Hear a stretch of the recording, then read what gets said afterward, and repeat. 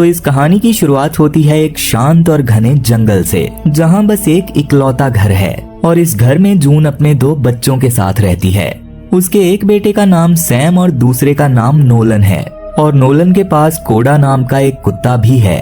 दरअसल जून का मानना है कि यहाँ पर एक शैतान रहता है जो पहले ही पूरी दुनिया को खत्म कर चुका है, लेकिन अब वो इन लोगों के पीछे है और ये लोग अब तक शैतान से बस अपने घर की वजह से ही बचे हुए हैं, क्योंकि ये घर जून के पिता ने बनवाया था।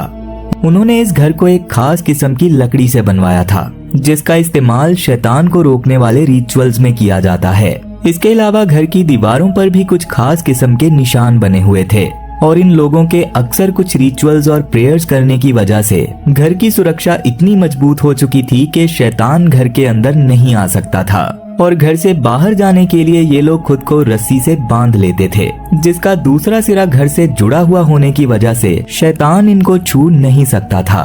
जबकि जून का मानना है कि अगर शैतान ने तुम्हें छू लिया तो वो तुम्हें गुलाम बना लेगा।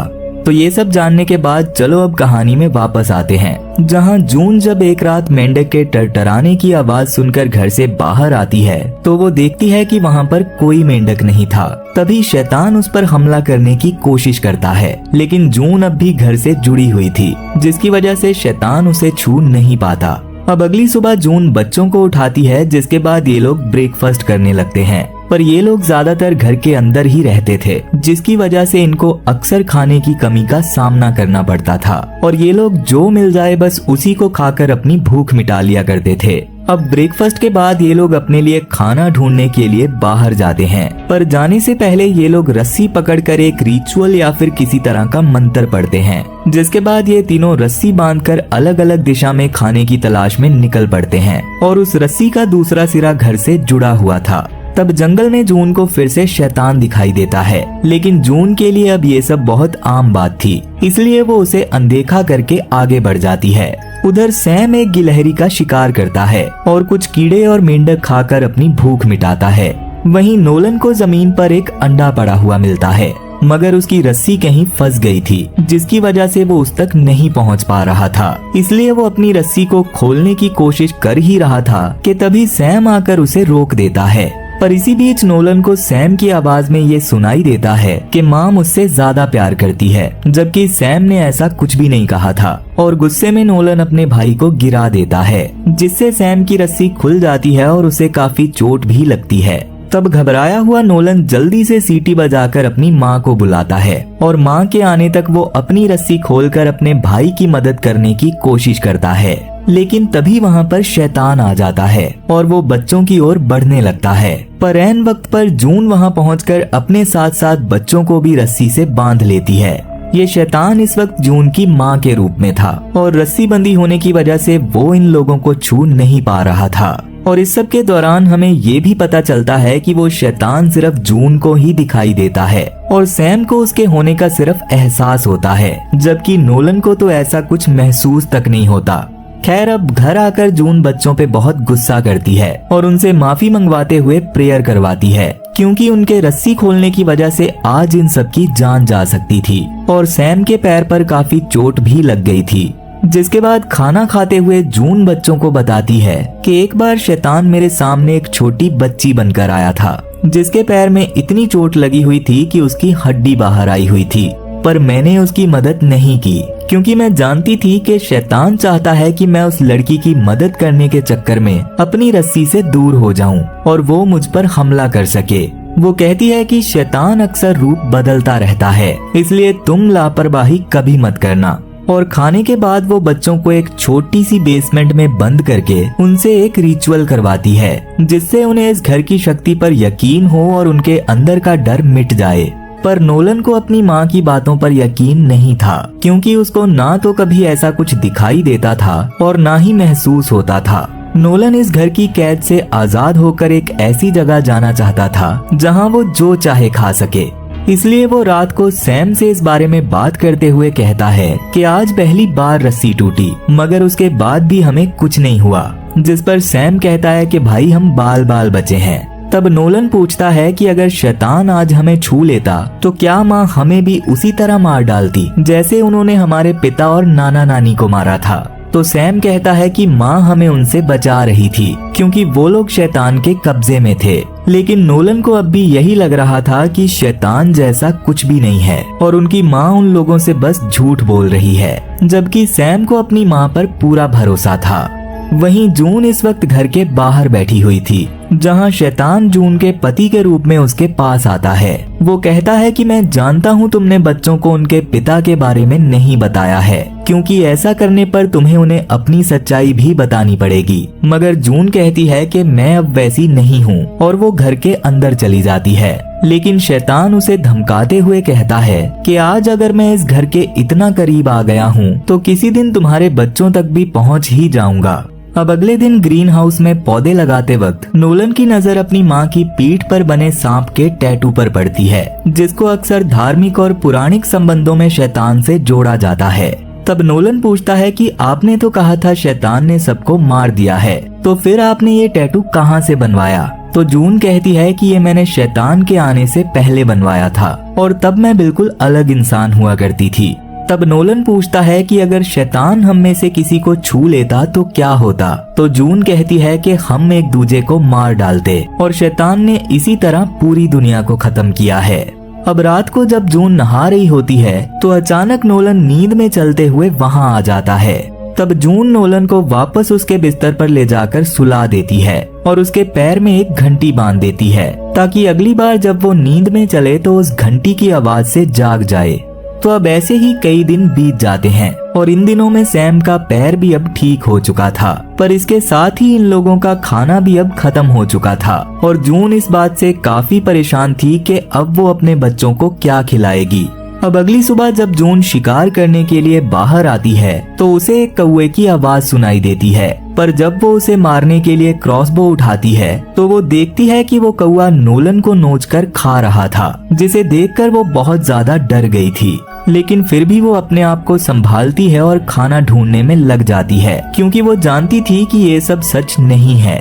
मगर यहाँ पर अब खाना और जानवर खत्म हो चुके थे, इसलिए वो लोग पेड़ की छाल को पकाकर ही खाने लगते हैं। लेकिन एक दिन छाल इकट्ठा करते वक्त नोलन देखता है कि सैम और जून उसे छोड़कर कहीं चले गए हैं और उसे कुछ समझ में आने से पहले ही कोई उसकी रस्सी को कुएं के अंदर खींचने लगता है, जहां हमें सांप जैसी चमड़ी वाला एक शैतान दिखाई देता है। पर अगले ही पल नोलन की नींद खुल जाती है, क्योंकि वो सपना देख रहा था और नींद में चलकर वो इस वक्त बिना रस्सी के ही घर से बाहर आ चुका था। तब जून वहां पर आकर जल्दी से उसे घर के अंदर ले जाती है और उसे उसी बेसमेंट में बंद करके जबरदस्ती उससे वो रिचुअल करवाती है। पर इस सब से नोलन का उसकी माँ पर शक यकीन में बदलता जा रहा था, इसलिए वो सैम से कहता है कि अब तो हमारे पास खाना भी खत्म हो गया है, तो अब हमें इस घर से बाहर जाकर अपने लिए मदद ढूंढनी ही होगी। पर सैम को अपनी माँ की बातों पर पूरा यकीन था, इसलिए वो नोलन का साथ देने से मना कर देता है। मगर जून ने भी उनकी ये बातें सुन ली थी, इसलिए वो अगली सुबह अपने बच्चों का मूड ठीक करने के लिए उन्हें अपना पुराना इंस्टेंट कैमरा दिखाती है, क्योंकि बच्चों ने आज से पहले ऐसा कुछ नहीं देखा था। वो बच्चों को अपनी एक पुरानी फोटो भी दिखाती है, जिसमें सच में जून बहुत ही अलग दिख रही थी। पर इस वक्त इस कैमरा में बस एक ही फोटो बची है और जून कहती है कि इसे हम सही वक्त आने पर ही खींचेंगे। लेकिन इसके साथ ही वो कहती है कि अब हमारे पास खाना खत्म हो चुका है और जंगल में जानवर भी खत्म हो चुके हैं और हम सिर्फ पेड़ की छाल खाकर जिंदा नहीं रह सकते। इसलिए अब हमारे पास बस एक ही तरीका है कि हम कोड़ा को मारकर खा लें, जिसमें सैम अपनी माँ का साथ देता है, जबकि नोलन इस बात को मानने से मना कर देता है। अब नोलन इस बारे में अपनी माँ से बहस करता है, क्योंकि वो कोड़ा से बहुत प्यार करता था और वो कोड़ा को पकड़कर रोने लगता है। लेकिन जून जबरदस्ती उससे कोड़ा को छीनकर ग्रीन हाउस के अंदर ले जाती है। असल में जून भी कोड़ा से बहुत प्यार करती थी, पर इस वक्त उसके पास कोड़ा को मारकर खाने के अलावा और कोई चारा नहीं था। पर उसके कोड़ा को मारने से पहले ही नोलन बिना रस्सी के वहां आ जाता है और कोड़ा वहां से भाग जाता है। नोलन जून से कहता है कि आज आपको यकीन हो जाएगा कि यहाँ पर कोई शैतान नहीं है, जिसके बाद वो जून की रस्सी को काटकर उसे ग्रीन हाउस में बंद कर देता है। अब जून इस सब से काफी पैनिक हो जाती है, पर उसके बावजूद नोलन दरवाजा नहीं खोलता। लेकिन तभी वो शैतान जून की माँ के रूप में वहाँ आकर जून की तरफ बढ़ने लगता है और जून ये बात अच्छे से जानती थी कि अगर शैतान ने उसे छुआ तो उसके जरिए वो घर में घुस जाएगा और उसके बच्चों को मार देगा। इसलिए वो खिड़की के कान से अपना गला काटकर अपनी ही जान ले लेती है। अब अपनी माँ की लाश को देखकर दोनों बच्चे पूरी तरह से टूट चुके थे। भूख के मारे सैम का इस वक्त बहुत बुरा हाल था और नोलन चाहकर भी उसके लिए कुछ नहीं कर पा रहा था। इसलिए वो बाहर जाकर अपने लिए मदद ढूंढने का फैसला करता है, जिसके लिए नोलन तीनों रस्सियों को जोड़कर बाहर आता है और एक रोड तक पहुंच जाता है, जहां वो चिल्ला चिल्ला कर मदद मांगता है, पर वहां कोई भी नहीं था जो उसकी मदद कर सके। इसलिए नोलन निराश होकर घर वापस आ जाता है। पर तभी कोल नाम का एक आदमी उसका पीछा करते हुए वहां पर आ जाता है, जो नोलन से कहता है कि मैं तुम्हारी आवाज सुनकर ही यहाँ आया हूँ। तब नोलन को पहले तो लगता है कि शायद ये शैतान है, लेकिन उसकी बातों से वो समझ जाता है कि ये एक इंसान ही है। तब नोलन उसे बताता है कि मेरी माँ मर चुकी है और मेरा भाई बीमार है, जिसके लिए मुझे खाने की जरूरत है। लेकिन इसी बीच सैम क्रॉसबो लेकर वहां पहुंच जाता है। कोल उन्हें खाना देने के लिए तैयार था, पर सैम को लग रहा था कि ये आदमी शैतान है, इसलिए वो उस पर हमला कर देता है और कोल जख्मी हालत में यहाँ से भाग जाता है। पर जख्मी होने की वजह से वो ज्यादा दूर तक नहीं भाग पाता और जब नोलन उसका पीछा करता है तो वो देखता है कि कोल जख्मी हालत में जमीन पर गिरा हुआ था। उसने 911 पे कॉल भी लगा रखी थी और दूसरी तरफ से आवाज भी आ रही थी, जिसका मतलब है कि ये दुनिया खत्म नहीं हुई है और जून ने अपने बच्चों से झूठ बोला है। पर नोलन ने आज से पहले फोन कभी नहीं देखा था, इसलिए वो उसका बैग छीनकर घर ले आता है और कोल वहीं पर दम तोड़ देता है। अब घर आकर नोलन को कोल के बैग से काफी सारा खाना मिलता है और वो सैम को बताता है कि वो शैतान नहीं बल्कि इंसान था। लेकिन सैम को अब भी इस बात पर यकीन नहीं था, इसलिए वो खाना खाने से मना कर देता है। मगर रात को जब उससे भूख बर्दाश्त नहीं होती तो वो कोल का खाना खा लेता है। इसी बीच सैम को कोल के बैग से उसकी एक फोटो मिलती है, जिसमें वो अपनी बेटी के साथ था, जिससे सैम को यकीन हो जाता है कि वो इंसान ही था। उस बैग से उसे एक टॉर्च भी मिलती है, जिसे लेकर वो बाहर बैठ जाता है। पर तभी उसे ग्रीन हाउस से कुछ आवाज आती है और वो देखता है कि ग्रीन हाउस के अंदर उसकी माँ खड़ी थी और जब वो दरवाजा खोलता है तो वहाँ सिर्फ जून की लाश पड़ी थी। लेकिन इसी बीच वो छोटी लड़की वहां आती है, जिसे सैम ने कोल की फोटो में देखा था। वो सैम से पूछती है कि क्या तुमने मेरे डैड को कहीं देखा है? तो सैम कहता है कि मुझे लगा था वो शैतान है, इसलिए गलती से मैंने उन्हें मार दिया।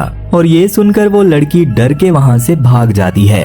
तब सैम भी उसका पीछा करता है, लेकिन उसकी रस्सी खत्म हो जाती है। पर सैम को वो फोटो देखकर यकीन हो गया था कि वो लड़की असली है, इसलिए वो अपनी रस्सी खोलकर उसका पीछा करने लगता है। पर तभी शैतान एक पेड़ से बहुत सारे हाथ निकालकर पेड़ पर चढ़ने लगता है, यानी कि वो लड़की असली नहीं बल्कि शैतान थी। और वो शैतान अपनी सांप जैसी जीभ से सैम को अपने वश में कर लेता है। उधर नोलन सैम के ना मिलने पर रस्सी लगाकर उसे ढूंढने आता है, पर सैम उसकी रस्सी काट देता है।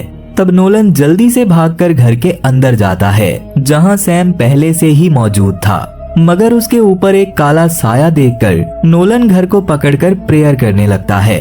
मगर प्रेयर सुनते ही सैम नोलन पर हमला कर देता है, जिससे बचने के लिए नोलन उसे कमरे में बंद कर देता है। लेकिन सैम उस कमरे को अंदर से ही बंद कर लेता है। वो इस पूरे घर को आग लगाकर खुद घर से बाहर निकल आता है और जलते हुए घर के साथ सेल्फी लेने लगता है।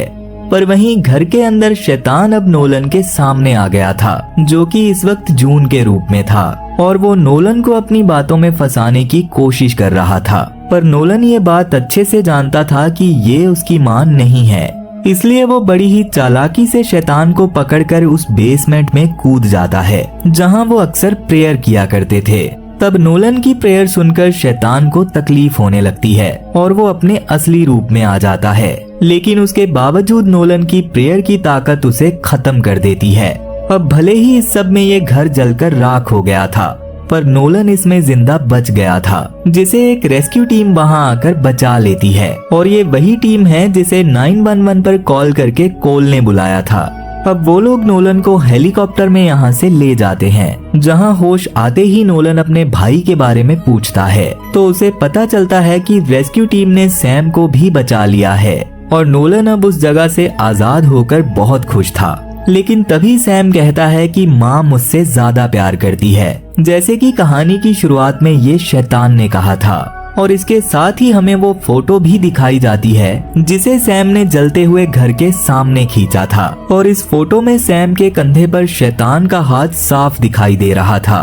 पर ये शैतान असल में था या नहीं, ये बताए बिना ही ये मूवी खत्म हो जाती है। इसलिए मैं भी आप लोगों से ही इसका जवाब जानना चाहूंगा कि आपको इसके बारे में क्या लगता है। तो वीडियो पसंद आई हो तो वीडियो को लाइक जरूर करना, और अगर तुम इस चैनल पर पहली बार आए हो तो जल्दी से इसे सब्सक्राइब कर लो।